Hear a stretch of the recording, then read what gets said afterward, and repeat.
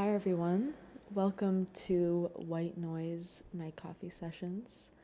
I am here today with Karlie Flood. She is our upcoming feature at White Noise on the 30th, which is in 2 Tuesdays.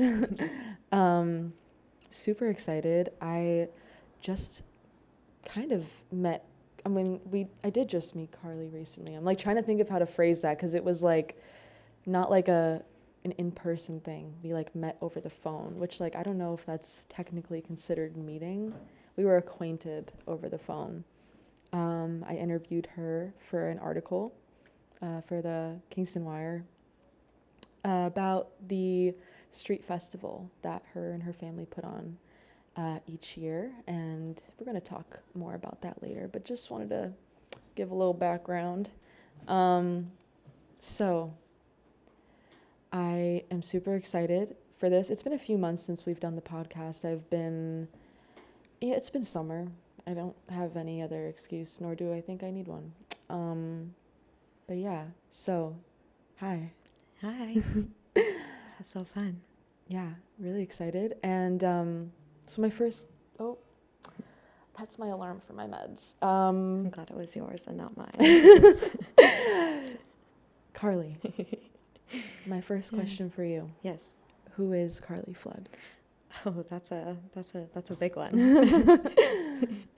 And a good question. I would say an artist or creative. I really like that word because I feel like it is very vague and people always interpret it differently, which is kind of fun. They don't really know what you are when you say that, which is why I gave that answer. I'd say writer, artist, human. I definitely feel like a sister is like a core part of my and I guess like a daughter. Someone actually just came in before this, I was at Rewind, our store, and someone came in saying that they wanted to table and volunteer at the festival. And she said that she just wanted to connect with people and talk to people. And her idea was the meaning of madness. And she wanted everyone to have like a marble and like 4 different jars, and like you put a marble in what you identify as. Like if you identify as like someone with like a lived experience of mental health, someone that's like a family friend that has mental health, someone that works in mental health. And she said it was just like interesting because to see like what people identify as, and like if they identify as themselves or as like a someone to something, which is what reminded me of that, because I do feel like that's a big part of who I am, and like a friend or community member. I'd say you definitely are that. Yeah. I mean, our conversation the other week was just like, I'm like, how do you do 1,001 things? I also felt we were just so in sync. Like everything you were doing, also like the poetry, journalism, art combo is kind of crazy. Like I feel like I don't know many people who like, because those things usually, I mean, they exist next to and with each other, but not the journalism as much. I feel like that's like pretty niche. It is, and it's a local journalism too. Yeah, and rival local presses. Dare I say? No, I'm kidding. They're not rivals. I mean, they're not. You know, relatively, I guess. Technically, like objectively, but that's a joke. I mean, everyone, whatever. No, I think that there is kind of a faux pas to being like a poet and a journalist, because those are like two totally different creative practices. And like even like calling journalism like creative is like, some people would be like, like that's but I think that's totally wrong, and I think journalism can be super creative. I think so too. If you have like maybe a horrible editor, that won't really fly, but I think you can definitely like express yourself with it. It's hard. It's like harder to like, because you usually are like, you have a certain objective that you're covering. Like if it's very news oriented, but I feel like it's kind of impossible to not put like an opinion or emotion in, at least for me. I feel like for you probably too. I mean, You probably have to, actually, for some things. There's some cases where it does happen because it's just the story kind of evokes that, like, but being like totally unbiased, which like, I mean, many people argue like you can't be unbiased, right. but that is kind of like the goal of journalism, Right. I would say, is to just have this like outlook on whatever you're covering that's totally like kind of like flat, like there's no self in it, Right. Which has been like going from like writing exclusively about myself to like taking myself completely out of my writing. That's was so like a huge jump for me in the beginning, but I definitely feel a lot more comfortable with it now, and I've realized like you can bring yourself into it without bringing an opinion into it. Yeah. That may sound contradictory, but and not everyone I feel like can do that. Like sometimes it's overly like apparent that you feel a certain way, but yeah, I feel like if your voice is kind of just, if you're being like authentic, I feel like it's kind of easy to get like a general vibe from something. I feel like it's hard not to. Yeah. And I think it's definitely a case-by-case thing. Yeah. Because, like, there's certain things, like, if you're writing about, like, you know, because I've done, like, crime before. Right. And that's, like... You don't put any... No. You can't. That's, like, a big no-no. Yeah. That's, like, straight... I feel like there's, like, a term for it. I thought, like, the very... I can't remember...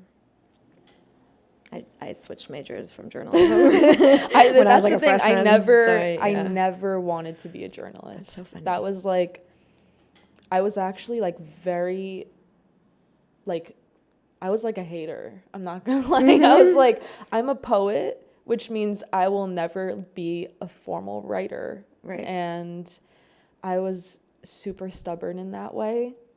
But then I graduated and real life hit me and I'm like, wait, I need a job. Right. And poetry jobs are kind of hard to find. Creative. I don't even think those two words belong in a sentence poetry together. Job. Yeah.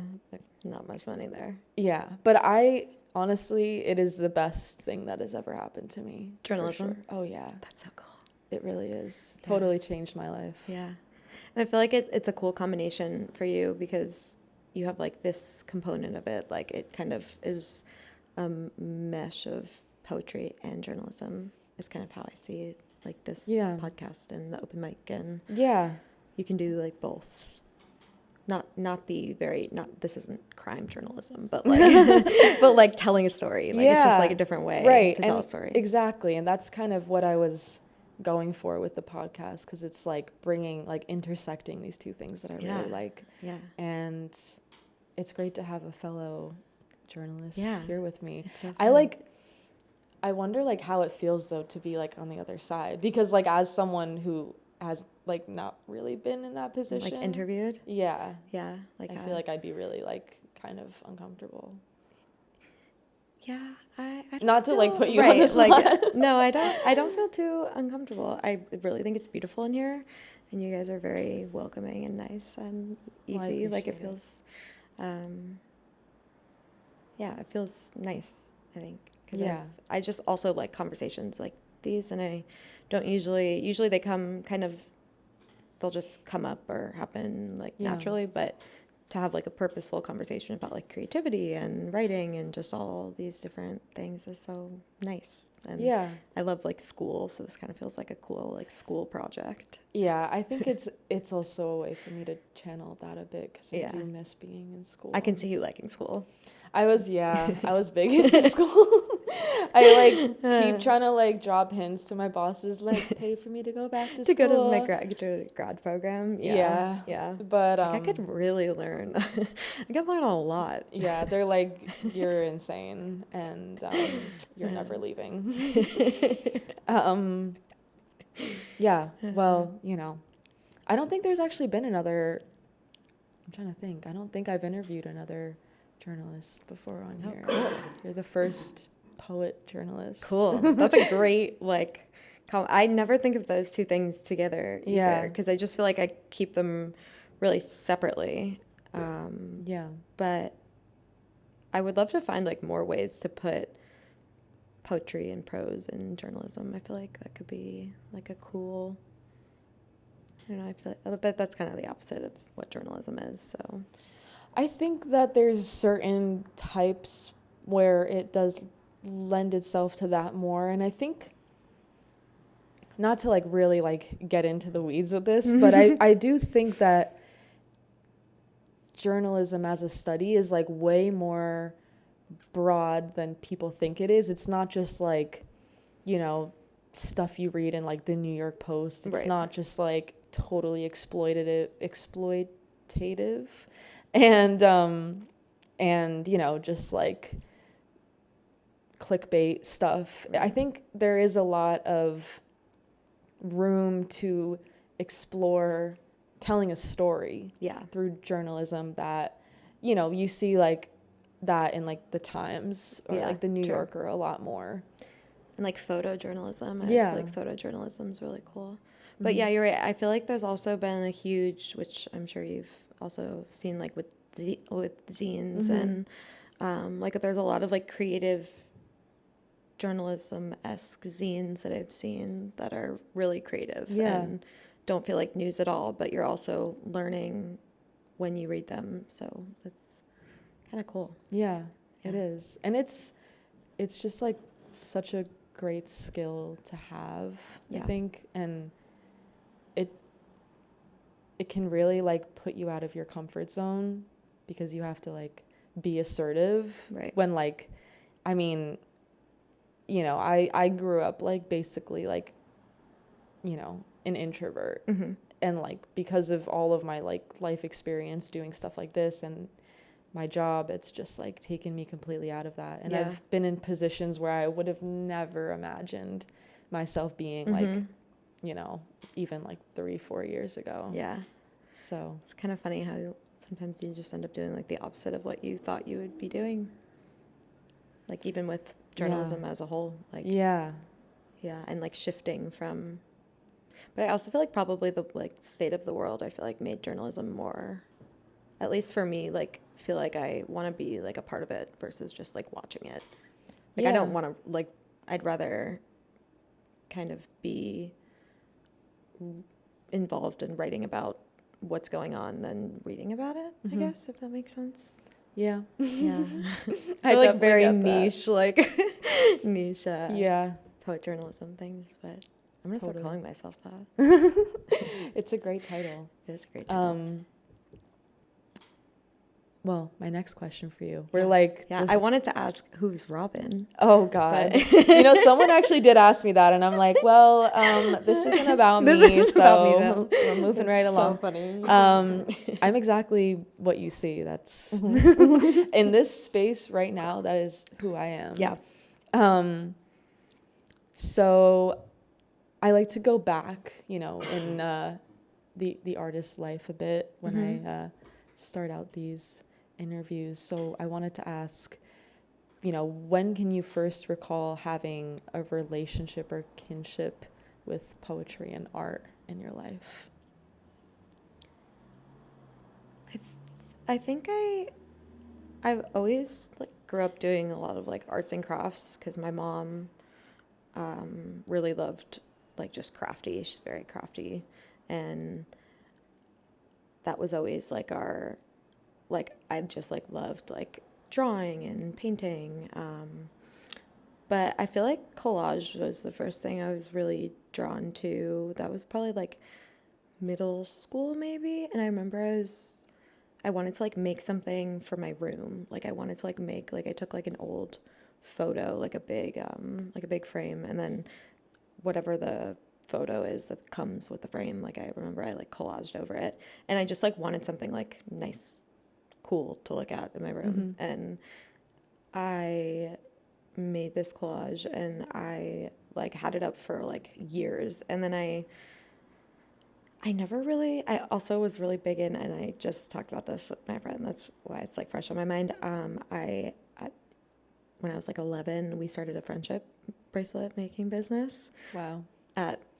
We were in middle school, and we like sold them to like the people at our local pool, and, like did Wow. birthday parties. Like it was like a whole thing. So Wow. I feel like the creative entrepreneurship Oh, was totally. really fresh, and I wanted a computer, so I saved up for a computer. So like I was always crafty, but like, and I remember being in like studio art in middle school, but then I don't know, I think we talked about this in the interview. We moved to California Yes. when I was in high school. Yeah.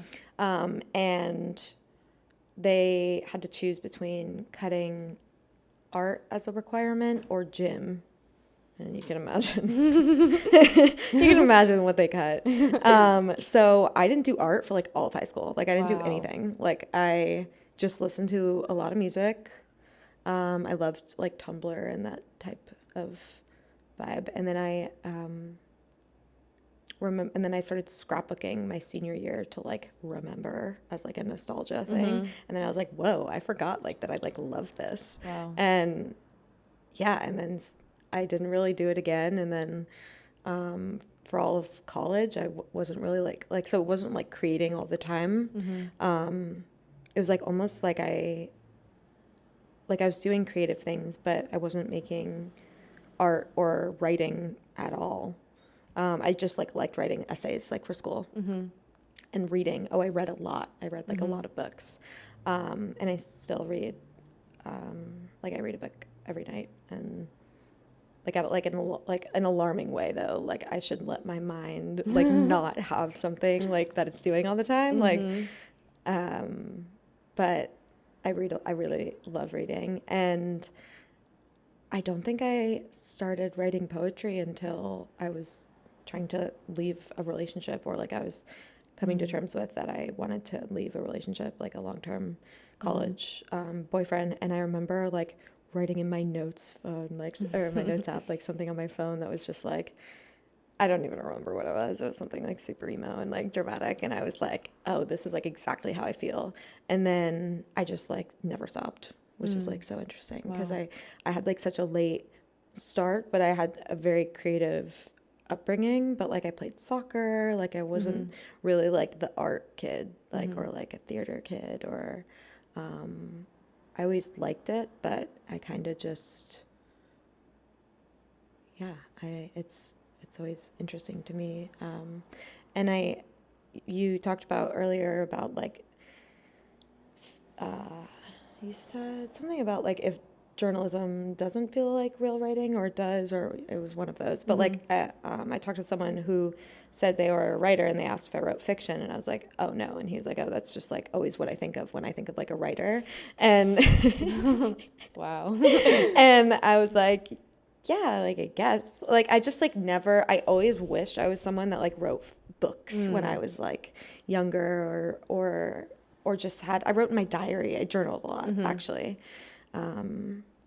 Dare I say I junk journaled in high school before it was all trendy and cool now. But I think journaling was really the only form of writing that I did growing up. And I would even write in my journals, like I would write over the letters, like I'd write a lot, like all in one space, because I like didn't want anyone to read it. It's like you couldn't even see it. Like it was just like a blob of like, which was like so. I only did that sometimes. Like I didn't do that a lot, but I definitely did it enough that I was like, why did I? Like, what's the point? Like, I guess just get it down on paper.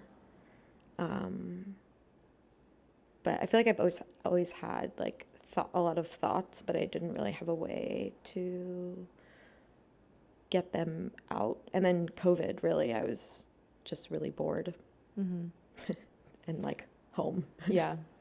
And like I remember like taping a mask in like a journal because I was like, this is gonna be weird one day. Like this is gonna be like really weird.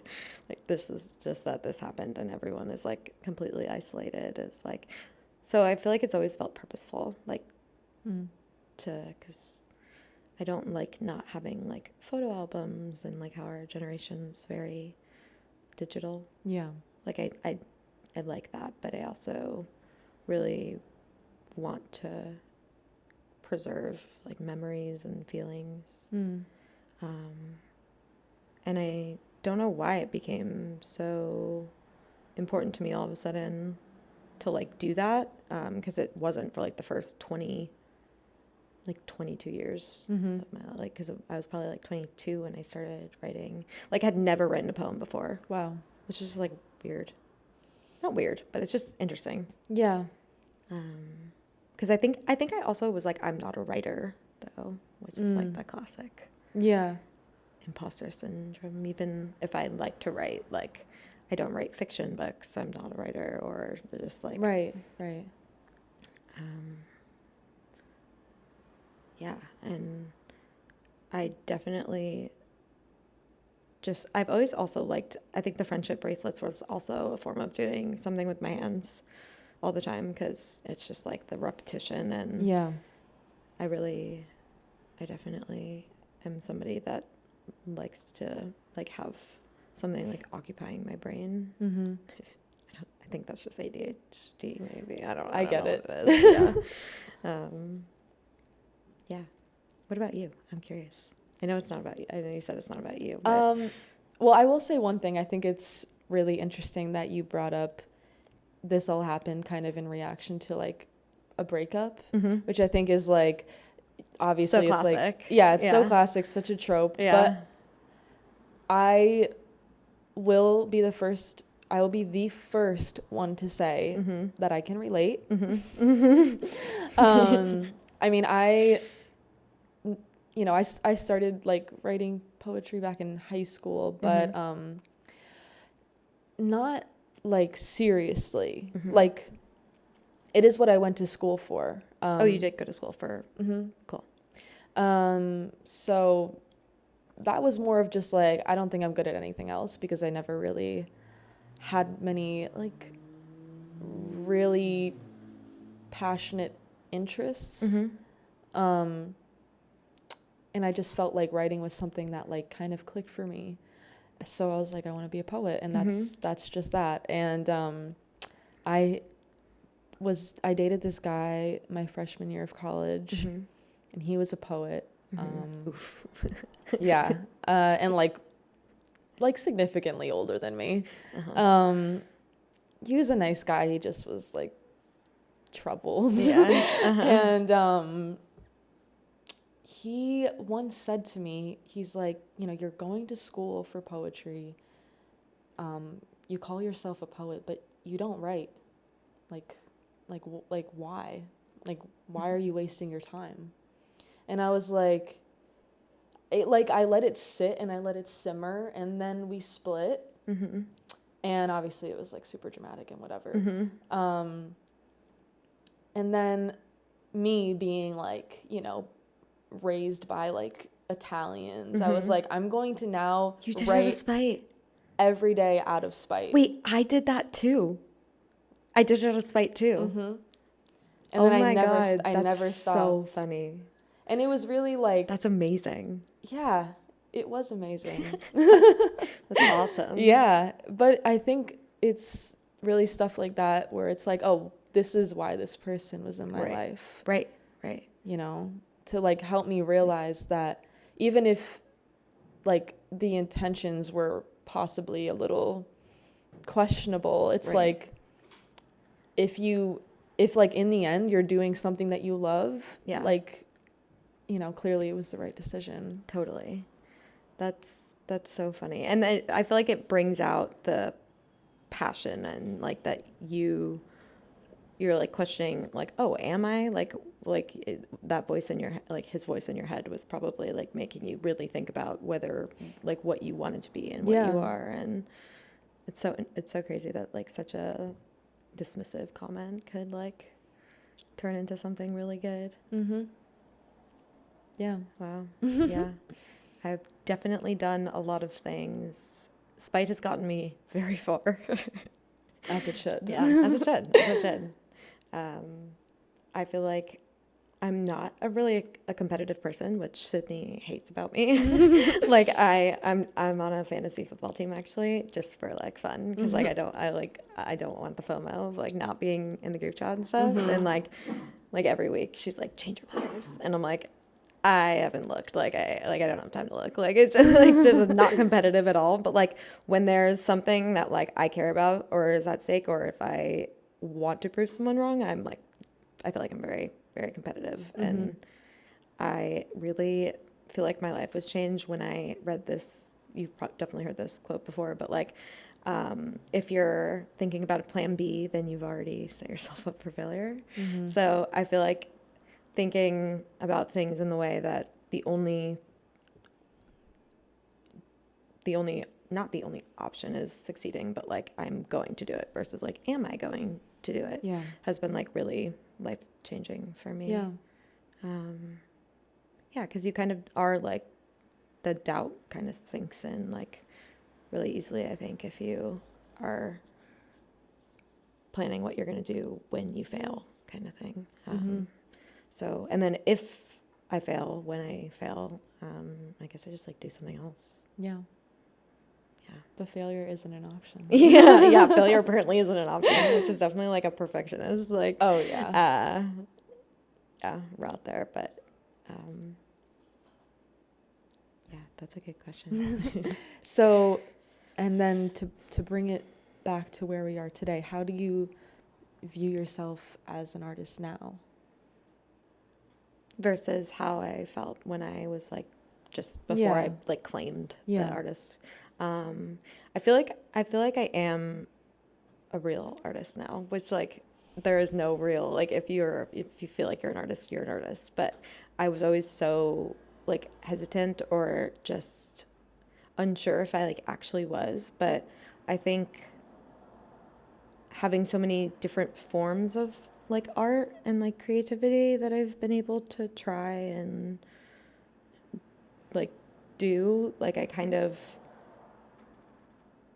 like set out to, in like 2020, probably right in COVID, maybe like 2021, but I was like, I want to like freelance for a living. Like I want to do art for a living. Like I'm going to like try everything I can to do that. And I think while I was in that stage, I was like, I don't feel like an artist. I just, a lot of like just like, when I think of artists, I think of like a gallerist, like someone who's in shows all the time, and like, and I don't think of artists as that anymore. I feel like everyone's an artist.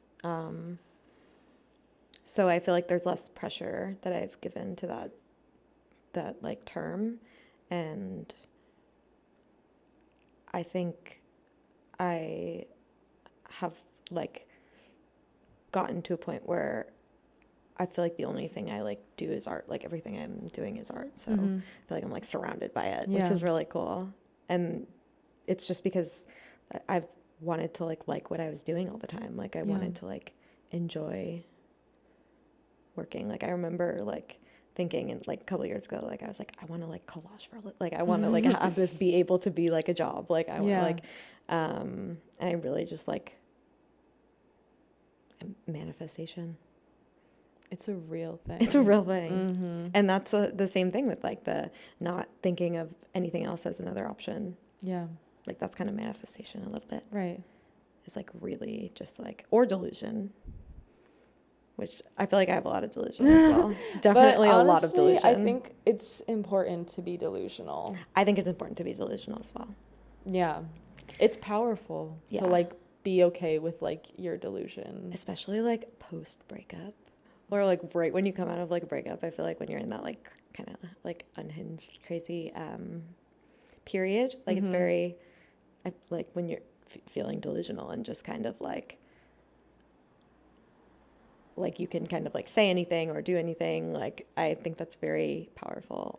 Also, like you can do a lot of really cool things. And spite You can do a lot of really, Yes. really, yeah. I'll tell you, I'll tell you some after. Oh yeah. We'll definitely break it down a bit more. So my next question for you is about your family, because from, you know, everything in our interview to like even just now, it seems like you guys are like so close. Like the unit is like very strong. So how would you say they have influenced your art? That's a good question too. I honestly feel like everyone in my family they are all artists.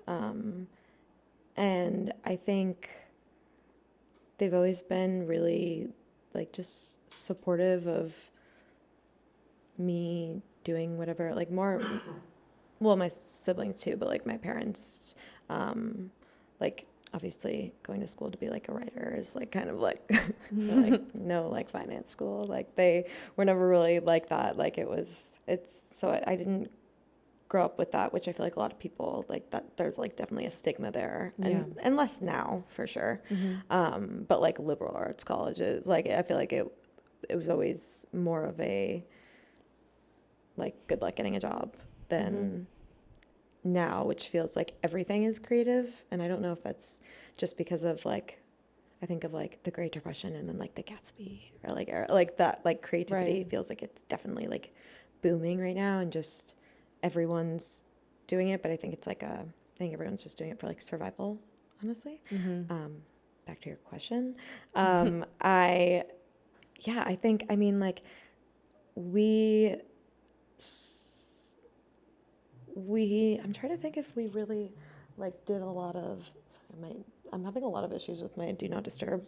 One of being, I can't turn it off, and now I apparently can't turn it on. So, but I have just been like letting it say off, letting it say on all the time, and like I'm just don't know if phone calls are coming in. It's like very dangerous, but it's nice, kind of. Yeah. But I don't think I created. It's more of just like who they are as people. I feel like that like they just always had like a creative like imagination or just like a creative mindset of like even my brother, like I'm thinking of like a couple weeks ago we went to a lake and he like loves boats and like he loves surfing and fishing and all that stuff, and they didn't have a boat but they had a paddleboard and like a chair. And he put the chair on the paddleboard and like rode rode it as a boat. And I was like, who thinks of that? Like, wow. And like, yeah, like I just like my dad like always thinks of like little things like that, like just like things that could like make your life easier. And then like my mom is always had like we grew up like she made all of our Halloween costumes like every year. I remember my sister was Wind one year, like she's like a tree, like, and she would like she was very DIY, because it was just more fun, like, and then I feel like this is a core part of our family creativity. Every year she's a photographer, and every year the Christmas card would be like this huge thing. And like there's actually a video on YouTube of us, like she made it as an album. Like it came with like a CD, and she had us like sing All I Want for Christmas Is You. And we're like 10, 6, probably a little bit younger, probably like 8. I was 8, and then like, yeah, like 4, 3, 2, like, yeah, and we're so little. And I remember I made my mom take out the CD of the Christmas card that was going to like my best friend, because I was like, I don't want them to see that. Like made it like this huge thing. Like, that's so funny. Anyways, so I feel like every year it would be like we did like the Brady Bunch one year. Like she just like had so much fun with it. It was just like her like, and she'd like stamp them all, and like I don't know if you know Stampin' Up. Have you ever heard of Stampin' Up? They were like stamp parties that like interesting people would have as like a kind of like one of those corporate like sales things that you can work for, like the kitchen, like the kitchen ones where you like buy culinary equipment or something, and everyone comes to someone's house and like shops for it. I don't know what that's called. But her best friend had Stampin' Up! Parties. That's like a brand, and you would like make cards. You'd make like 2 or 3 cards, and then you'd like take them home. And then, so I loved making cards growing up. I also remember telling my 3rd grade teacher that I wanted to do handwriting for a living. Wow. Yeah, which I feel like I really manifested a little bit. And I feel like that was, I always like made everyone's birthday cards, like everyone's Christmas present was art. Like it was always really purposeful. Same with the Christmas card, like that was like a purposeful project kind of. And yeah, and then I think they just gave me a lot of freedom to like do kind of whatever I wanted to do. And then I don't think I really utilized that or like took it until, I don't know if it was just like maturing or if it was a breakup that really like made me like need to like make my own creations versus like making things for people or as like a service. Yeah, one day I feel like I just was like, I'm like an artist. And it was like weird because like it's just, I didn't really try to be like, the only reason I started making collages again was because when I was like after college, was because I was writing these poems and I was posting them to my Instagram account, the one that I made as like a writing account that I had anonymous for like a few years, maybe, I think a while, like a decent amount of time. And then not like anonymous, but like I didn't like put my name. I was literally collaging just to have backgrounds because I thought the white was like boring. Like I was not like like it wasn't like, I feel like it's like the reverse order of like what you like, a lot of art, like artists that I know at least, like they have something they want to create, they make it. Like I was really just like trying to like fill the space. And I just think it's so crazy that now I'm like, yeah, I'm an artist. And it's just like, that's how like I started, like was like literally just like, oh yeah, I need something to look a little bit like prettier and not plain. Like, and then the art started like taking over kind of more, like I kind of shift in, like just from like art to writing, I feel like to art to writing. And like usually both are always present somehow. But one is definitely like heavier than the other. And I feel like I go back and forth a lot. Like I'll either be like writing a lot for a certain amount of like period of time, and then I'll be like painting a lot or drawing a lot, and I don't really write. So I feel like I'm like constantly shifting back and forth between there. But yeah, my sister, Sydney, also is a writer too, and an artist and a poet, and also like journaled growing up, and she's been writing poetry like in her notes app also, and I remember when she showed me, she was in like high school, and I like when I told her, I remember being like, yeah, I like have this writing account, like I'm writing, like if like she was like younger, she's in high school, and she's like, oh yeah, I do too, like not a writing account, but she was like, I have like a notes app with like some poetry. And I remember she sent it to me, and it's literally like 1,000 poems, like it's just like scrolling down. Wow. And they're all so good. Wow. Like incredible. Wow. Like I Sydney is like wise beyond her years, and just like it sounds like we need to such, get her here yeah, too. we do. such like youngest child energy, and like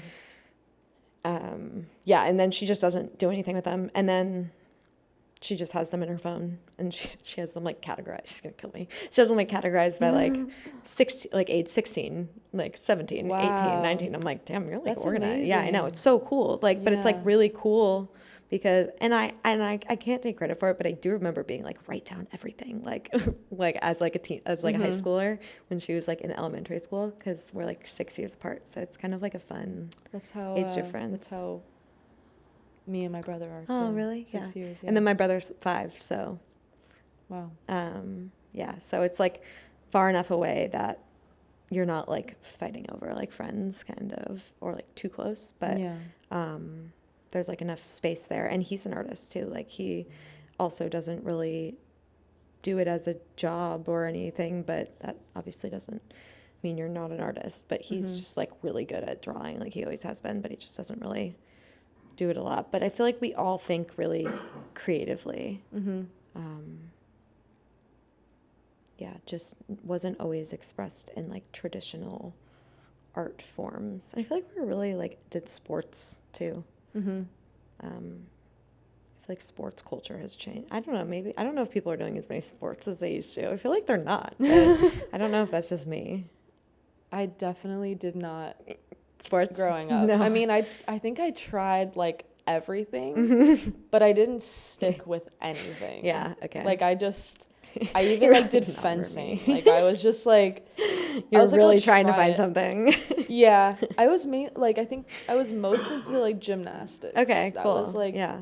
because I just was like very naturally flexible. Right. So I was like, cool, this is easy. But like This my is easy. endurance and stamina was Yeah. like 0. Not for that. No. Yeah. Yeah. Yeah, and I grew up playing soccer, so I feel like that was always, and it wasn't really prioritized in my like household necessarily, but it felt like it was prioritized just in society. Like I thought I'd have a better chance at getting like a scholarship or something with a sports team than like like I didn't even consider like creativity or writing, and I really was planning on going into like marketing at least after I switched out of journalism. I still was like pretty hesitant to like take like the writing or English like path. Like I think with like my dad with Coca-Cola and stuff growing up too with marketing, because I was always like really fascinated by just marketing in general. Yeah. Cool. Yeah. So besides your family, because I know they are a big influence for you, I'm curious like what your other, like poetic or artistic inspirations or influences have been. Yeah.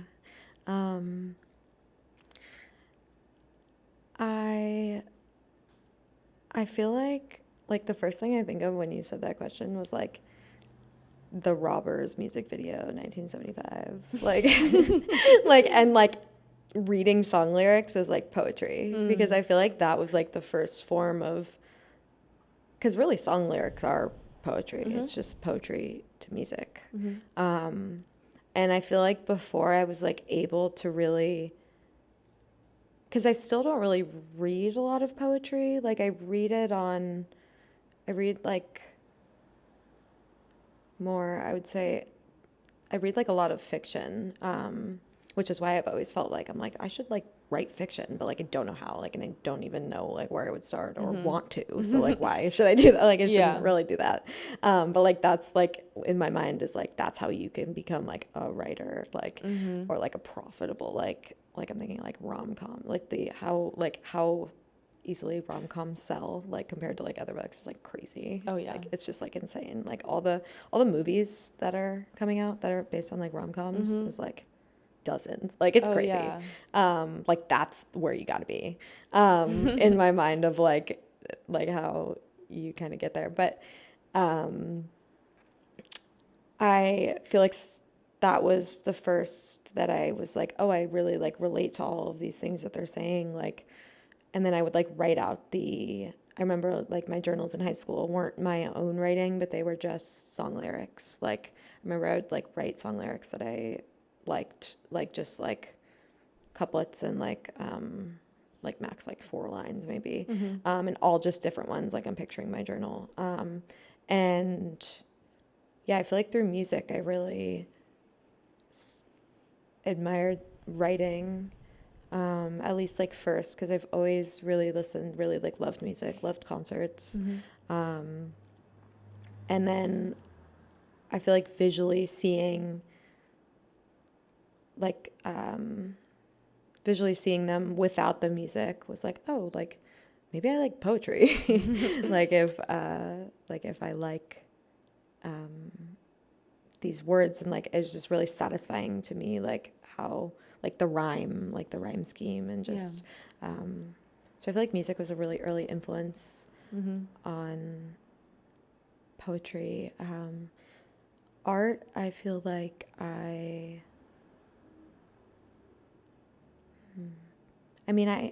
grew up in a family of artists. Like my aunts are all artists. So I feel like they were really instrumental to like I remember like getting like a collaged mirror from like my aunt, like for like a Christmas gift, like, and I just remember like thinking like it was so cool, and like just that they like had something that they could kind of like communicate through, and like just different types of art. And like my uncle does like ceramics, and my aunt was like a professor, but then she does botanical illustration, and then she does like herbalism. So I feel like I saw like a lot of shifting kinds of art, and like trying a lot of different kinds in my like general family. And then I really love Taylor Swift. Like her lyrics, I think, were also like a big inspiration for me, because I really got like a feeling of what like they just I like remember like lyric books, like really loving like lyric books, and remember like printing out the lyrics of like songs so I could like study them and like learn them, and like I just like really loved words. So any kind of like poetic singer-songwriter, like even like Big Thief, like if like that, like just like writers in music I've always been really drawn to, versus the sound of it. Like I've always like focused more kind of on the words. But I really wasn't around a lot of art in high school or college. College a little bit at the end. I worked in our writing center. And I think that's when I also realized that like a lot of poets there inspired me, and just writers. I was like, whoa, there's so many different kinds of writing. And I had a lot of professors that were really great, that just kind of, I like saw beyond like the stereotype and like stigma of like a writer. And then I think like the whole like singer, like the confessional bedroom pop singer-songwriter vibe, like I feel like that the emphasis on lyrics that's come from that has been really cool. And that I feel like has happened in the past like maybe like 5 years or so. But yeah, a lot of just like family, being surrounded by creativity. Yeah. So how would you see those things as being channeled in your poetry, and like how would you describe your poetry to someone? Ooh.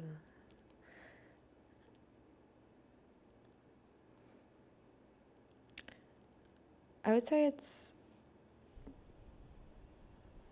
probably all feelings, or no pun intended, reminders that I want to like remember, like things that I like, this is my feelings in I guess just in words. And I like to try to write lyrically. Like I really love when things sound like the way, like putting words together. Like I'm sure like you know what I'm talking about, like when it feels like a puzzle, like and then like you're like it's just like an addictive feeling. But I feel like I just try to capture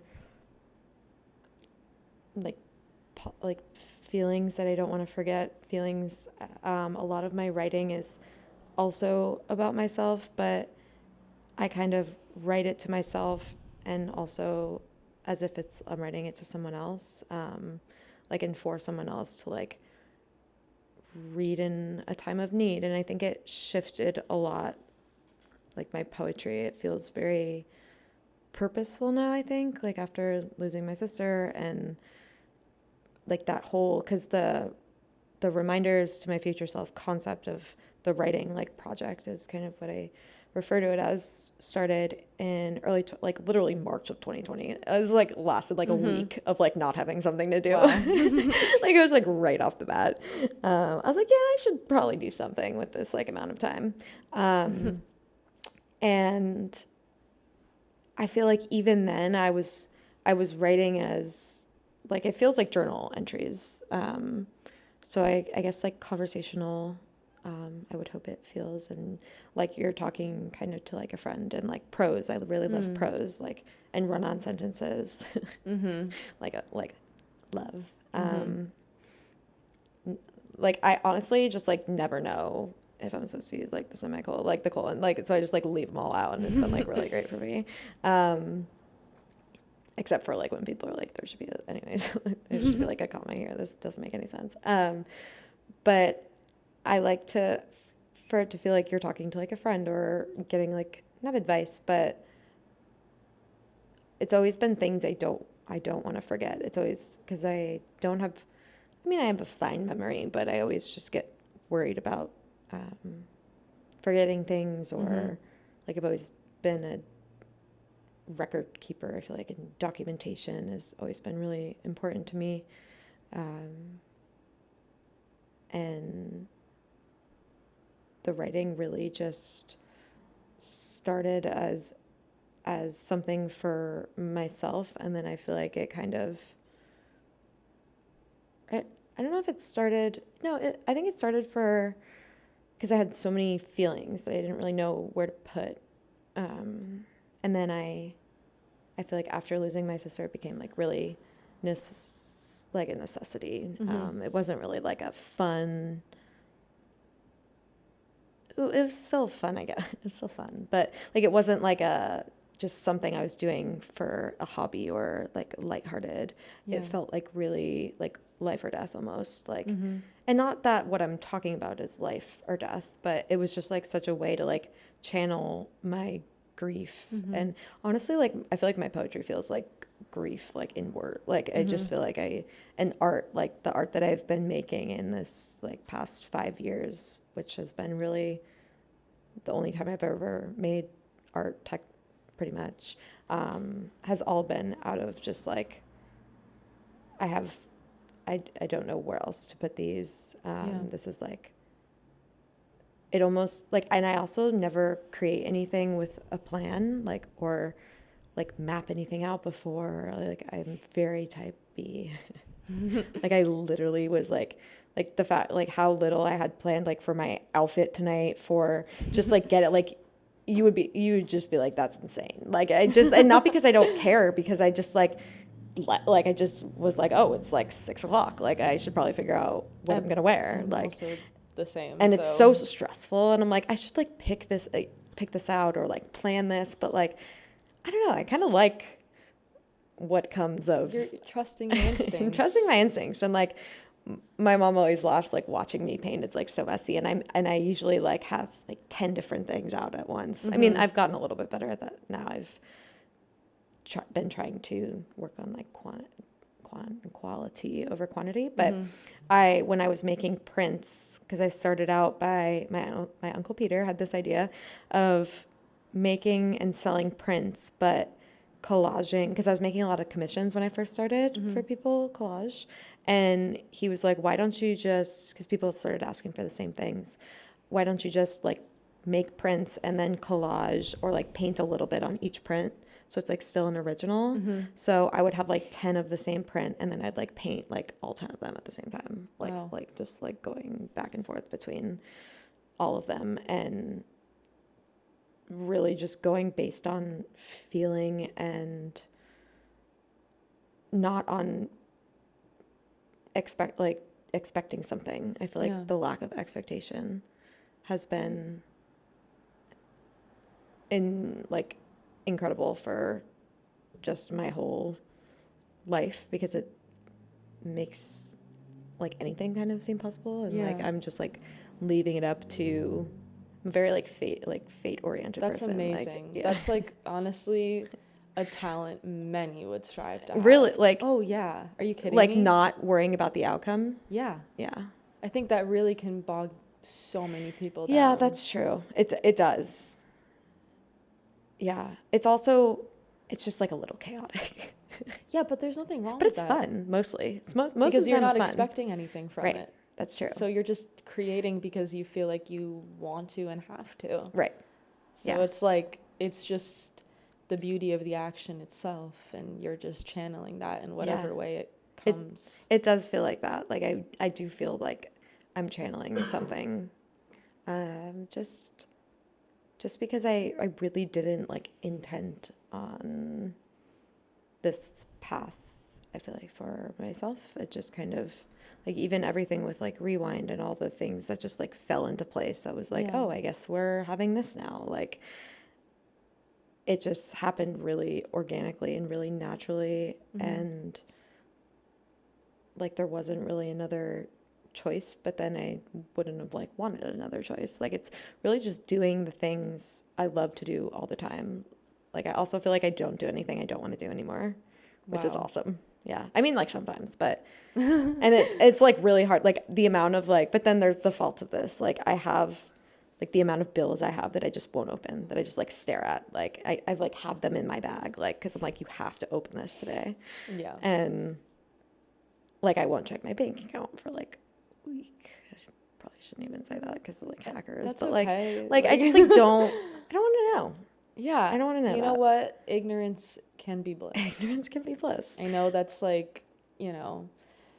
many would shun me for saying that, but it's true. And honestly, in this crazy chaotic world that we live in, if we can just do what we can to just protect ourselves in certain vulnerable moments, can we not just have that? Right. And realizing, I love this meme of realizing I have free will. That's really been a game changer, because I'm I can just leave. I can really just leave. And I think of relationships and times where I felt I couldn't, and it's so crazy to realize you could have for and then how it seems so impossible when you're in that moment, and then you're why did that take how was that so hard to realize? How did I feel so stuck? But it's really cool. I always love the saying of as long as you're living, you can change your whole life. You can do something and try, it can completely change the path of your life, and you have no idea, and you might not even, and even meeting people, that it's just crazy how much one connection can kind of change your whole life. And yeah, it's very scary, but also really cool. It is existential a little bit. Yeah. And that's why you just got to keep yourself open to the experience. Yeah. And Yeah. And do things you like doing. Exactly. The more you do that, you're going to be happier, but I feel you just increase the odds of I can never understand people who just hate their job and work all day, and I get that you have to make money and make a living, but there are so many ways, so many in a world where we have OnlyFans, endless yeah, exactly, in a world where we have endless options, almost endless options of career paths, and I just feel you shouldn't hate what you do every day. If you hate your days, there's I just feel you should keep trying things, you're not frisbee, fencing. You tried, you kept trying. Yeah. I mean, it wasn't fencing for you. No. But I mean, it was fun, but I just wasn't for you. No. And I think it's very obvious when like, I just think it's so critical to have something that like makes you like lights you up kind of. And I think it's like the point of life kind of. Yeah, totally. So we're talking a lot about like the creation of your art and like how that's like manifested itself over time. But one thing that you're kind of jumping into now is like the performance aspect of it. Right. So why do you think has there been like a hesitation, or was it just like the opportunity never presented itself, or were you like waiting for the right time, the right place for that to happen? I think the opportunity, I never really like sought it out, or I was around, it wasn't until I was like around a lot of creative people that I even realized there was this like whole other world. But I also just always felt like I was doing it visually, so I didn't, not that I couldn't do it as a performance, but like I was already putting the words out there, and then I felt like that was kind of, I guess, enough maybe. And I love this, like talking and like like this is so cool. Like I was like, I don't know how I'm gonna, because I generally don't love public speaking. Like I don't know. I just panic a little bit, I feel like, but I don't feel panicked now. But I've always hated when I don't mind reading my own work out loud. Like I'm thinking of like college classes where I'd read like an essay or something like that. But I've always hated when other people have read my work like out loud. Like I've always, like it's almost like I feel like how am I putting that out there? I feel like I can recall like cringing when I like hear people like say, because I feel like the thoughts are so intimate, and it's literally my journal entries, that it feels so it's not invasive, because that has too much of like a negative connotation. It's just vulnerable maybe. And I didn't think I really necessarily needed to, I guess, like, because I was doing it through art and writing the words and putting them on paper. And then that was kind of like my medium of it. But I really think there's a lot of things that I've written that I'm like, oh, maybe that would be like cool to like read out loud, because it's very different. Like I mean, it's the same content, but it's just like crazy how different it feels. Like, I think because I didn't really claim the poet, and poet to me like feels like open mics performing, like, and I think I leaned more into like as an artist. Yeah. And not for any reason I didn't want to be, but I think I just didn't feel like I was, because I also think of poets as like a lot of my poems they're not like traditional poems. So I think I was like, oh, that's like not me. And I never, like, I always was like, it would be cool to like be a musician, or like, but I never tried to really learn guitar or like piano, but I've always wanted to. Like, I still really want to learn piano. And I like singing like in my car, but like I don't sing. But then I like, honestly, it was Sydney too. Like I think she like pointed out, she was like, these like sound like lyrics, or like they could be lyrics. So I think, and when we wrote this song, or when Ginger used our writing for a song, I think I was like, whoa, this can like, performance can like also be poetry, and it can be like in the middle. It doesn't have to be this like clear-cut poem, like a poetry reading that's words I don't know and like just very formal. Mm-hmm. And I felt like a lot of poetry felt in like growing up like in school, I read like a lot of all the books. I feel like our curriculum was all older. And like that was always so hard for me to read and get through. Like I hated like Shakespeare and like like I really like still have no desire to read. Unfortunately, sorry to Shakespeare. I think he's probably brilliant, but just like don't need to know what he had to say. Like I think it's beautiful, but I like have no idea what he's talking about. Like, and just when it's like, I don't know, it just feels so inaccessible. Like I think a lot of poetry felt so like that was for like the intellectual, like You just haven't been reading the right poetry then. right. I know. I don't think I read enough like modern poetry. Like I really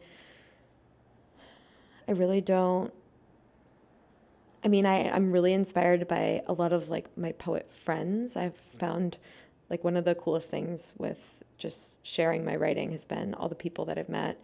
And I remember I met a friend from the internet, and I think she like messaged me that she like read something I had written, and while she was like crying in an Uber, and then it was like I remember like she posted and was like, I needed to read this right now, and like she's like one of my closest friends now, and she's like flying here from Toronto to do a workshop with me at the end of September, which is like so cool. Oh, that's Emily, the one I was talking about. Right. Oh, wow. And that's how she was like living in Rome, and she writes a newsletter, and I think like newsletters even, like I really like that format of writing because I never feel like I fit in the classic poetry, which is a stereotype. I think that there is a classic poetry, and just I think I just have I there were very clear poets, and then there was like me who like felt like kind of just like separate from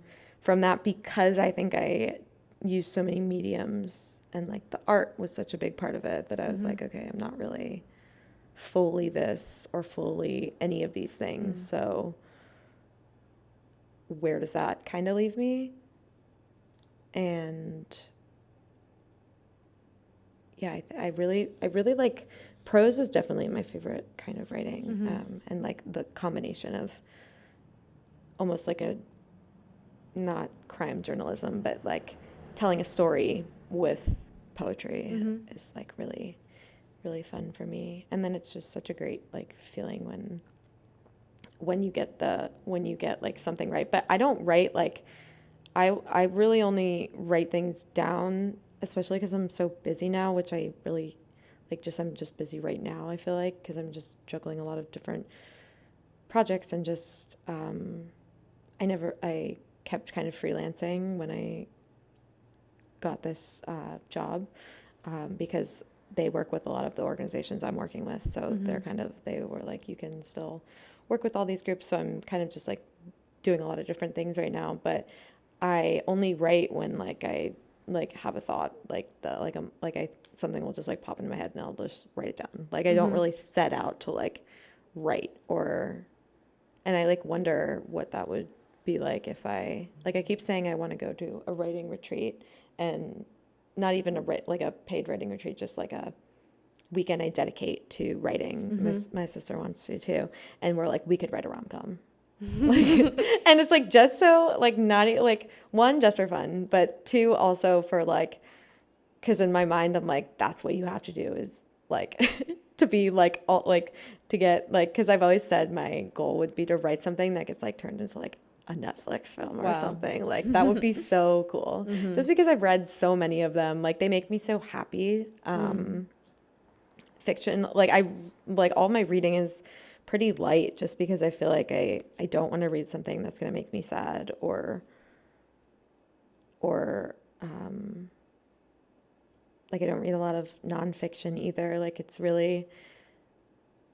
like I read a lot of dystopian when I was in like middle school and high school. Like I'm sure you did the Divergent series. Oh, of course. And yeah, I like imagine you probably read those. Oh, and, like yeah. the Hunger Games and like all of that. Like was such a like an escape for me, and I definitely think reading is still an escape, but I'd love to like take my writing and like turn it into like a character or like a story that's like not mine but like about me. Like I wrote a whole, well, I took all my writing from my Instagram and just my writing from the past 5 years and kind of put it in like physical format because one, I won the whole memory keeping of it all. But two, I wanted like in case Instagram went down or something and like I lost all that stuff and like I didn't have it backed up somewhere, or I just like wanted it in physical form. And I felt like it really told like a story of like grief and how creativity was used through that. But then I like go to try to like, I'm at like 95% probably done with it. And I have been for like 3 years, like 2 years now, 3 years almost. And I just like can't get the last part of it. But then I'm like, because I think it's because it seems so, like even looking for, like I was trying to do the whole process and it's like, yeah, poetry doesn't sell. And it's like, okay, so like, am I going to invest a ton of money into this and like try to, like, and it's not about success, but like is about wanting to be able to make enough that I can keep doing it. And it's just like a very daunting, intimidating, like space. I feel like poetry is very like, I don't know, not, it's like anti-elitist, like just as a whole, but like it does feel like there's a hierarchy of like poetry. 100%. And just like, I don't know why, like that's the only genre I can think of that it feels like it's like off, it feels like it's like off limits to like some people, or like I like, or, and it's not, it's the, and people write poetry in text messages like every day. Like you could, poetry is literally anything in it. So I don't know why it's feels so like proper and like. I think it can. Yeah. For sure. I actually never really had that experience with poetry, even when I was like studying it. Right. Because, and I never studied it. Like I never took any poetry classes. Right. Like, right. And I was just always very against form, very against anything that would restrain me and my voice. Right. And I was never told that was wrong per se, but I wasn't told that, like I wasn't encouraged. Right. And then once I got out of school, completed my degrees, I realized that I was a much better poet than I was led on to feel I was. And that was exactly because I wasn't trying to like follow tradition. Right. And that is like a type of poetry. It's like freestyle or like free verse. Free verse. Yeah. That's the word I'm looking for. Yeah. Yeah. And that's what poetry is. Like it's structured, but then it's also like everything. Like, and it's no order at all. And I think I just like traditional publishing, because I remember I wanted to be in like the publishing, like that's the kind of marketing. I thought I wanted to work at like a publishing house or something. And I think I just always have like had that like from all my teachers was like good luck. Like, and they were like older poets that were like, this is like, this is really hard to make a living from, and just doing this, like the only option is teaching, was what everyone basically told me, or being like a professor, or, but I do feel like, even with everyone's attention spans shortening, like I feel like poetry is gonna, I feel like it already is, and it's getting, I guess just like mainstream maybe a little bit. I hope so. I feel like a little bit. Like I've seen a lot of really cool, like just poetry focused events, and and I think it's again like with how creative people are being, and all this, like, I think stress and just the various things that are going on in the world, people are like craving small like pockets of kind of like goodness and things that are going to make them feel something. And I do think it feels nice to like speak things out loud also. Like it does feel like it's just the concept of it being like a statement now instead of just like a thought that was in your head. And it's just more vulnerable, I think, too. And I think that's the part of like performance that scared me a little bit. Not because I was worried about like a reaction or anything to the performance, but I think it was just, I felt like I just wasn't a part of that. Like that wasn't my form, like my format. Like I already had this one, so it was like fun. And like I'm already putting the words out there. But if I really don't like other people reading them, I should just probably, I can read them. Yeah. Like that's preferred. And not a lot of people read them. The only person that reads them is my mom, who will be like, I liked this one. And she's like starting to read it. And I just like can't even like it's like nails on a chalkboard for some reason. Yeah. And I like love the word, like I love the words and like that I've written. And it's not like it's not even that I'm embarrassed about them. It's just that like, it just feels like someone's like reading the inside of my brain. And I'm like, why are you saying that? Like, like that's, and it feels like, I just, that's the concept of like having to be seen. I've been thinking a lot about that too. Yeah. Just with or be perceived and have things out in the world that are just how feelings can kind of turn into actions and events, and actually like wanting to do things that feel good can result in like creating things for other people. And like I think opening up myself to do more of that has helped open up other people. And I think it's also just it feels like you're like claiming yourself kind of in a different way, or it's like very assertive and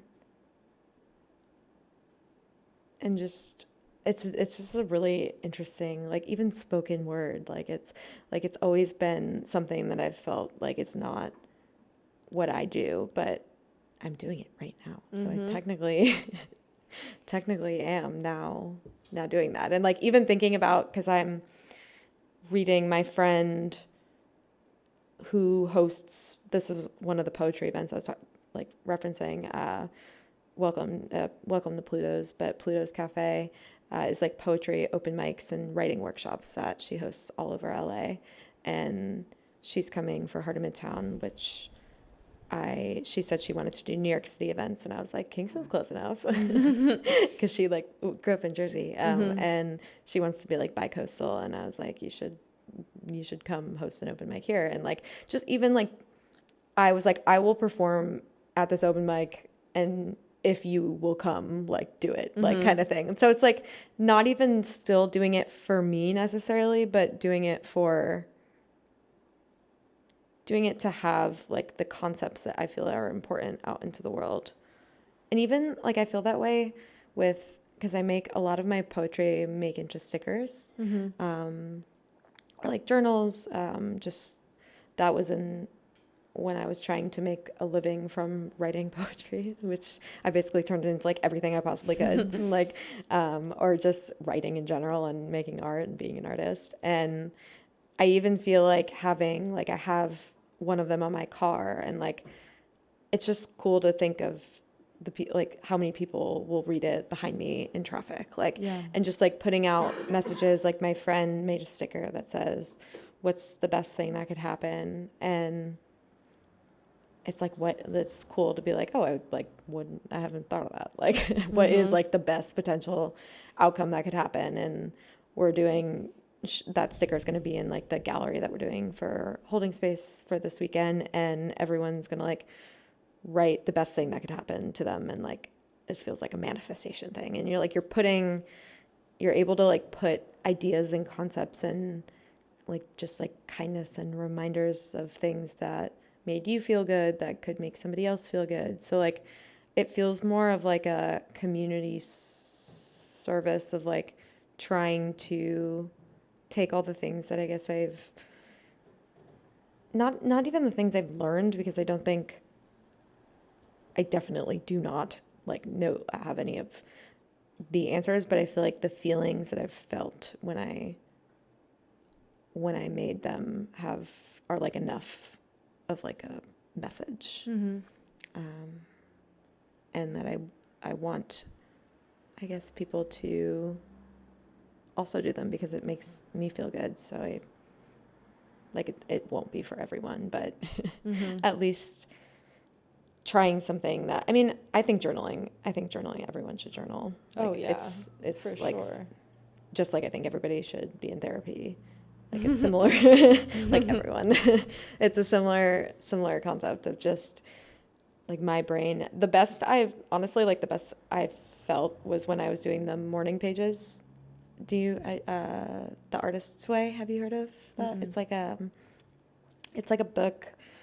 The person who wrote Eat, Pray, Love, I think. Oh, Julia Cameron.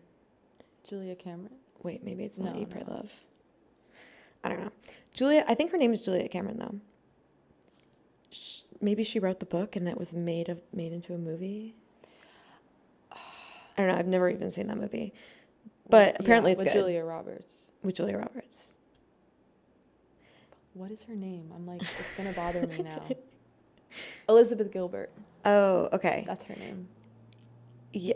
Oh, it might be her. It might be Elizabeth Gilbert. I don't know. I can't remember now. But The Artist's Way is basically, there's like, you read a chapter and then there's two main components of it, which is, one is, they call them morning pages, which is just writing, like, I think they said 3 pages every morning when you wake up before you do anything else. Like, you just write. And it's supposed to, like, it's helped writer's block for all these, like, big names that they have listed in there.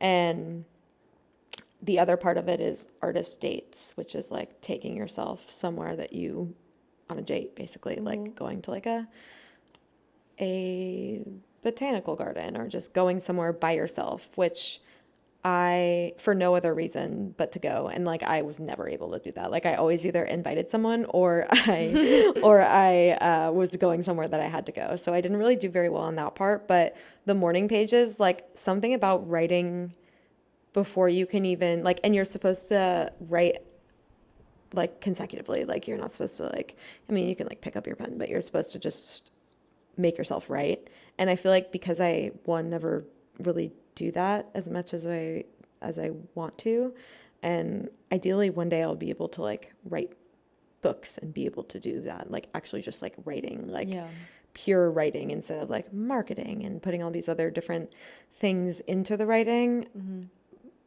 But something about that was like, it was hard to do, and I haven't done it since. I did it for like 1 week, and then, oh, you know what, when I gave up was because the like 7th chapter or something was, you can't read anything for a week.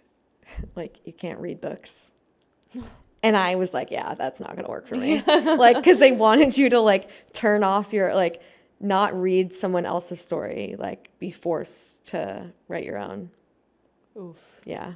You should read The Artist's Way. You would like that. I know, I will. I actually, for a while, Bridget from Holding Space, we were going to do like an Artist's Way group, like where everyone read it together and like met up. Maybe I should suggest that again, because I feel like it would be easier with like accountability. And even if you didn't do it, like, I had a very relaxed take of The Artist's Way. Like, I would write like a page or like 2 pages, and I would like do it sometimes. But like, whenever I did it and I could remember, I just got a lot from it. And I was always surprised by like what I wrote in it. Yeah, but I do think it's really funny that that's why that was just like an impossible situation, like thing for me to imagine, like not having like yeah, I think it's just like an escape, like, or something to like go to. And I really don't watch a lot of TV. I used to, but like I just don't. I feel like I read, and if I'm not reading, I'm like trying to write, and I feel like that's been pretty cool for me. And yeah, it's been definitely that's why I like keep thinking I'm like I need to write a novel because I just read so many of them that I'm like I know this model. Like I can turn myself like so I keep going back to my poetry book that I'm like, like I don't know, like I don't seek out poetry. Like I don't know if anyone like other people are gonna seek out poetry. So like I get like I can self-publish it. It's just like a lot of work and energy and like really tedious. You have to like do all the formatting and all like it's just like seems like a huge endeavor to me. So like I keep It is. it seems yeah, and like even the print and like just if it's so permanent and I just like the idea of doing it by myself has always intimidated me. So I'm like, okay, maybe I need to make it more marketable so that I could like try to find like a book deal somehow or like See, I've you're been like a manifesting smart that. artist. Well, it's all the marketing and all the business in my brain that like but I can't. that's amazing. Most artists are just like, I'm just gonna put it out, yeah, right? Which I should probably just do. Like it doesn't matter necessarily but if it's and it's not even the success, it's the stability that would come with that. Right. And that if I were able to do that, I would kind of be like that's all the like I like follow all these book authors on Instagram too. They're like writing at the lake. Like that's like their job. And I'm like, that's sick. Yeah. And I'm like, okay, so maybe I go back to my poetry book and like this whole story of grief and I turn myself into a character. And that's what I've been tossing up and down. Like I'm just like, maybe I should do that. But then I'm like, I don't write fiction. First of all, I don't write fiction and don't even know how I would do that. But like I don't know. I think I want to like be talking directly to the audience, I think. So I do feel like that's like I don't want to take a mostly true story and like turn it into something that like is not real. Well, then you should just I am. And there are so many small publishers out there that right. you could submit to. Self-publishing is not the only option. There's also self-publishers that like have a team of people that like help you. I think that I can like look into and I have I hired one of Sydney's best friends, Mia, who is just brilliant. And they worked at a publishing company. And they've been helping me edit the book and it's just the bottom of my to-do list every time. So I'm sure you know that too. Like it's like I have to do all these other things. Like I just don't even have time to like I want to do this, but like my friend Logan has been like it's been 3 years since you told me since you said you were going to be releasing this and I'm like thank you for bringing that up that it's been 3 full years. And here now you're saying it again. And now I'm saying it again. But sweet Logan has been like he's like I need this book out and like I feel like just connecting with other people like that like I've gained so much from sharing vulnerable things and putting myself out there. And even today when I was saying that person that wanted to do the marble workshop at Heart of Midtown, she said meaning as madness and she wanted to like just like see what people think about that and madness in general. And I have I made like 2 shirts of my poetry, like 2 main ones. And one of them is, it didn't cure the madness, but at least I was distracted. And it's like the swirl design thing. And I was like, gave her one of my journals, and I was like, see, look, like this is like, that's why I laughed when you said like the madness. I was like, that's so cool. And she was like, well, what does this mean to you? And I was like, what do you mean? Like, I was like, I don't know. Like, like, and she's just like, I'm just curious. Like, what did you like? What were you thinking like when you wrote this? And it's just like interesting how every person thinks of it completely different. Because I said it was just about me like coping with the world and using different coping mechanisms to like basically as like survival, and like she hadn't even considered that as like the and I was like, whoa, like it's just like so cool, the power of putting things into the world and letting people interpret them in their own ways. And that's even the open mics too, and I feel like they're really cool. I've always been like just admired them and people that speak at them, because it seems it's a show, but like it's also so different every time and unique every time, and and everyone is also so supportive, that seems like, at those events. Like I don't think I really have never heard of like a bad audience for like poetry open mics or anything. I mean, you probably maybe have, I don't know. I've seen a few. Or just like people that are being disrespectful. Yeah. That's probably where you've seen David's some. Like, yeah. Here, I mean. See, I haven't been. Not really at White Noise. I was thinking people snapping. Do people snap? Oh yeah. Yeah. People snap, people clap, people cheer. Yeah. People do it all. But I think there's like certain people who just like they can't have a good time. Yeah. Like performance? No, just like or in just general. people, And they're just like why are they even coming then? Why do they think who knows? anything? Like, yeah. I mean, at least they're trying. They're not letting themselves try, though, I feel like. They're just like channeling the wrong kind of energy, I think. Yeah. But so we're going to be hearing from your book next 2 weeks. Yeah. And I've never read anything from that book either. And I don't know what I am going to read. But I will probably decide like the day of. That I do the same thing. Do you read it out loud before you? I love reading my poetry to myself. Yeah. I do. Whenever I write something that I'm like, okay, wait, maybe this was something, I usually like read it back to myself immediately, and then just to like get the feeling of it being spoken aloud. Yeah. Because it does feel like you process it in like a different way. Yeah. When you say it out loud. Yeah. Like it almost doesn't feel completely real until you are saying it out loud and you're like, whoa, I'm like actually speaking this into existence. It's not. Yeah. There's so much power in it. How long do people usually read for? Well, you have 15 to 20 minutes. Oh, God. Okay. Because I'm the featured. That's so cool. Yep. I remember when you asked me that after our interview, right? Like immediately.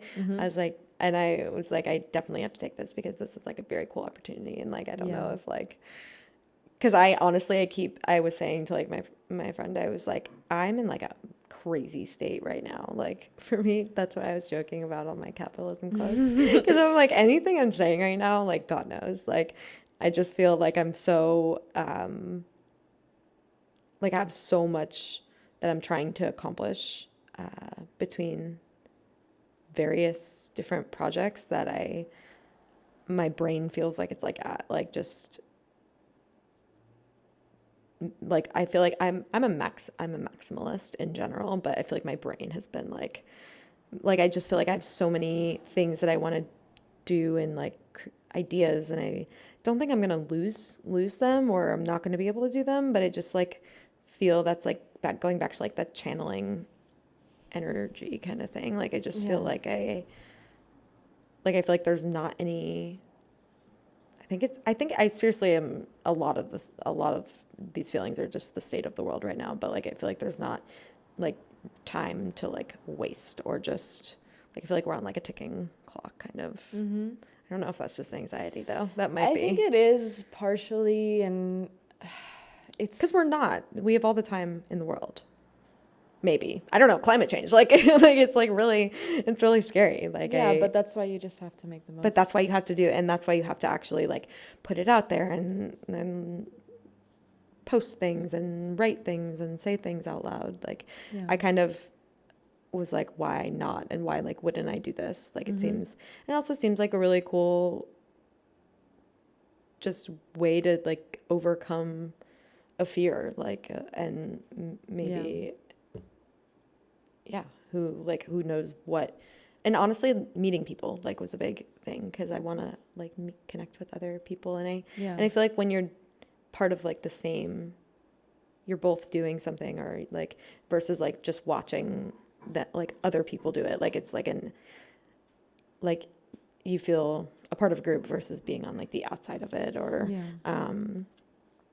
like it felt like a good way to be like, oh, maybe I can be like reclaiming or claiming, because I don't think I ever really claimed it, the poetry, like just being in the poetry scene or world, and it also is just really cool in here, and I've always wanted to come. But then I was like, does everyone that like comes to open mics like, well, I feel like I have to perform, but no, because a lot of people probably don't perform. They just watch. Yeah, a lot of people just watch. Yeah, but a lot of people are encouraged to perform when originally they didn't want to. When they watch. Yeah, because it's you'll see, it's a really open space, and like you know, I feel very lucky that, you know, we've only had super positive experiences, like people who, you know, like you, who have like really like never performed their stuff before and are like doing it for the first time. Right. And it's there's really like no pressure, and like everyone is like kind of doing their own thing, and it's like professional, but it's also like I try to like create, you know, a nice energy in the space. So you have, even just from this like alone is just David's just like dying over here. Oh. Well, I am so excited to hear your stuff. I honestly have been like kind of like not checking like your writing because I really want to be surprised. I just love hearing people like read their stuff, like to be like just thrown into it. And I will see you this weekend too. Yay. I'm gonna definitely try to make it to the open mic as well. I know. I want to perform. I know. I can't. I'm just like, this month is like full of things that I just like have never done before, really, and like that's why when you like, I was just like, sure, like why not? Like, and I also just like we like just like connected, and I was like, okay, maybe I should like, because I'm not in this world. That's how we like missed paths, because I really haven't been in the literary. I feel like I've been, especially with my job, I've been more in music and stuff. But I was like, what if I just met a really cool person from doing this? Like, I'd probably meet a bunch more. Yeah. You definitely will. Yeah. I'm really excited. Do people come like every week, or every time you come? Like, is there like, there's like you have like a group of. Yeah, there's regulars. We have new people all the time. I mean, I've been doing this for like 3.5 years. It's amazing. It's so crazy. Cool. It's crazy. I was like a baby when I started this. Like, I don't even know how David trusted me enough. He's like the most supportive, but I was like, you know, I mean, I started coming here when I was literally 18. Wow. And now I'm 20. I'm turning 26 next week. That's so crazy. Yeah. That's so cool. So crazy. That's like almost 10 years. Wow. Yeah. That's so wild. So the open mics have been going on for almost 10 years, or 10 years? The original, 17. 16 or 17. Wow. Yeah. That's so cool. Well, that's when he opened the space. Okay. It was in like 2016. And that's when the first open mics started by one of my like best friends now, who I met here. See, that's like the best. Like is when you Yeah. meet friends from like making like going to something, and yeah, I feel like you just attract that energy when you put yourself out there, and I've had a lot of things that affirm that, and I've been kind of trying to trust that it's the right thing to do. Yeah. So if I hate it, I'll just not perform again. I'll just come watch. And there's literally no pressure whatsoever, but you will love it. Okay. You're gonna be like, why haven't I done like this? Addicted. Yeah. It's one of those things. It is addictive. Oh, yay. Well, now I'm excited. Yeah, it's gonna be amazing. And so any final fleeting thoughts, hopes, dreams, favorite quotes you want to leave us off with? Oh, man. I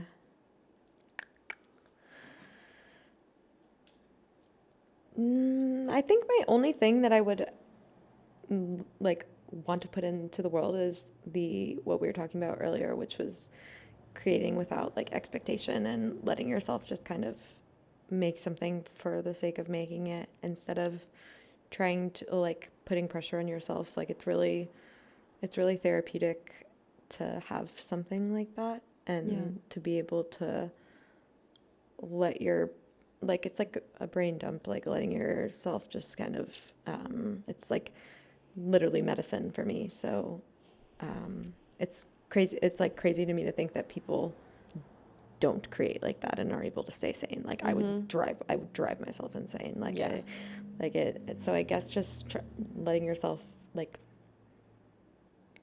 go, and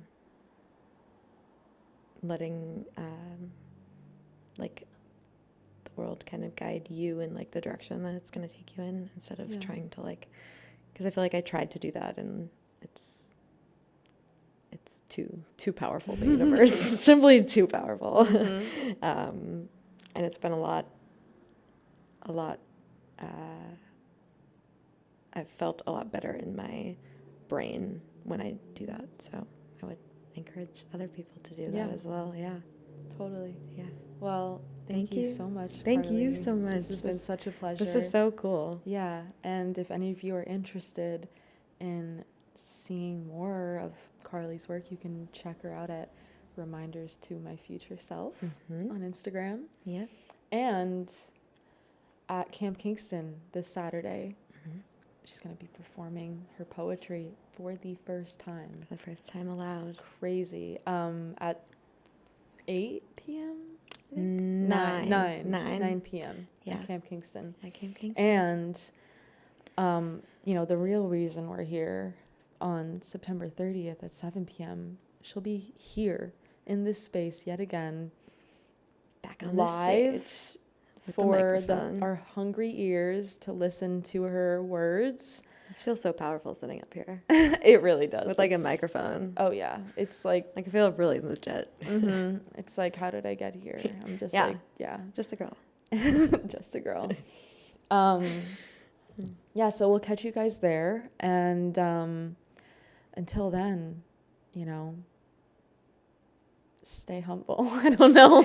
I'm like, humble. what am I supposed to say? Yeah, thank you all for listening, and White Noise signing off. See you soon.